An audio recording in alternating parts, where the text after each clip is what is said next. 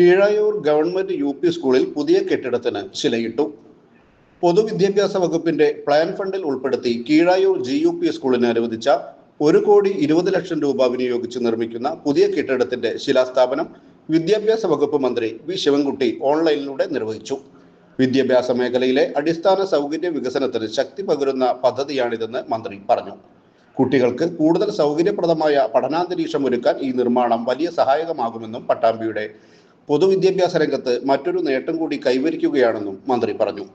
Muhammad Muhsin MLA അധ്യക്ഷത വഹിച്ചുകൊണ്ട് ശിലാഫലകം അനാച്ഛാദനം ചെയ്തു. തദ്ദേശ സാരഥികളും PTA ഭാരവാഹികളും നാട്ടുകാരും പങ്കെടുത്തു.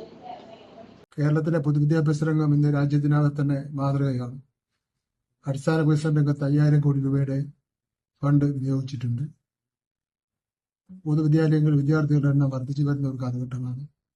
ഈ അവസരത്തിൽ പുതിയ പൊതുവിദ്യാലയങ്ങൾ നിർമ്മാണം നടത്തുന്നത് ഇടതുപക്ഷ ജനാധിപത്യ മുന്നണി ഗവൺമെന്റിന്റെ നയത്തിന്റെ ഭാഗമായിട്ടാണ്.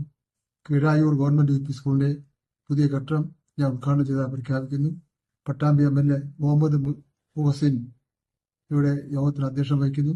എല്ലാവർക്കും നന്ദി, നമസ്കാരം.